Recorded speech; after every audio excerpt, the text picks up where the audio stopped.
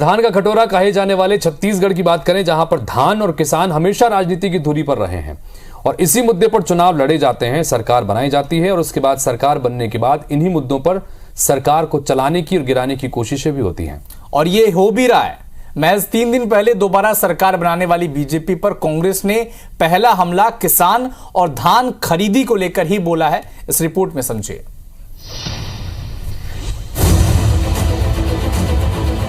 प्रचंड बहुमत की कांग्रेस सरकार को महज 5 सालों में पलटकर भाजपा छत्तीसगढ़ की सत्ता पर फिर से काबिज है।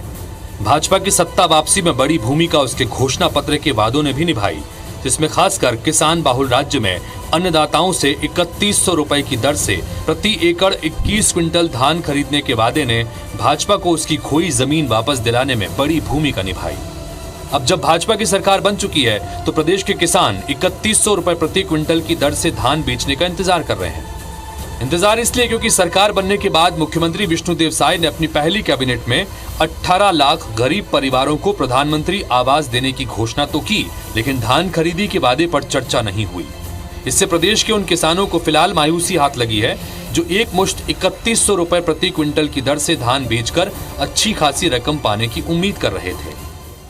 हर जगह मंडी में देखे हैं लेबर खुद अपना चढ़ाते हैं, यहाँ हम लोग लेबर अपना खुद लाते हैं और खुद करते हैं।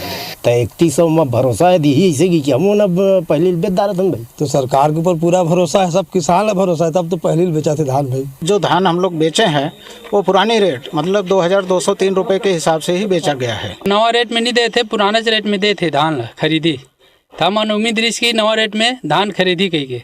फिलहाल प्रदेश के किसान न्यूनतम समर्थन मूल्य पर धान बेच रहे हैं और इसी को लेकर विपक्षी पार्टी कांग्रेस सरकार बनने के तीसरे ही दिन आरोप लगाते हुए सरकार पर हमलावर है।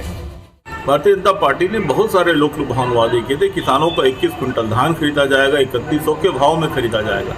उन चीजों का कोई ठिकाना नहीं है। सोसाइटियों में असमंजस की स्थिति, किसान जो धान बेच रहे हैं उनका कर्ज काट के लिया जा रहा है और गांव-गांव में किसानों में हताशा, निराशा और आक्रोश का माहौल।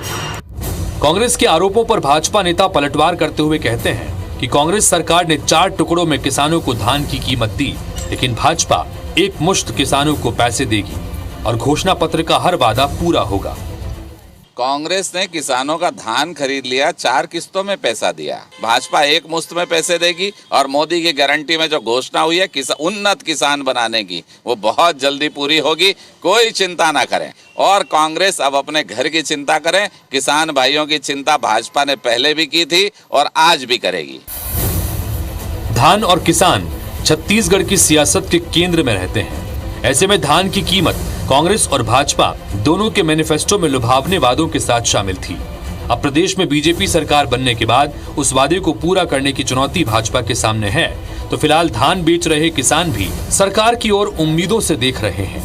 राजेश राज, IBC 24, रायपुर। तो अविनाश, जिस तरह से इस रिपोर्ट के जरिए हमने बताया कि पेच दरअसल यही है कि धान की खरीदी इस वक्त चल रही है और धान की जो खरीदी हो रही है वो गाइडलाइन पुरानी सरकार के हिसाब से है।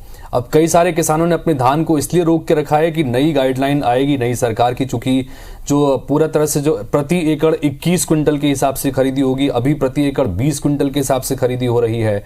न्यूनतम समर्थन मूल्य जो तय किया गया है उसके हिसाब से हो रही है और देना का वादा जो है वो 3100 का है। तो कुल मिलाकर सरकार से उम्मीदें ढेर सारे किसान कर रहे हैं कि क्या कुछ गाइडलाइन और नई तरीके से फैसला होता है।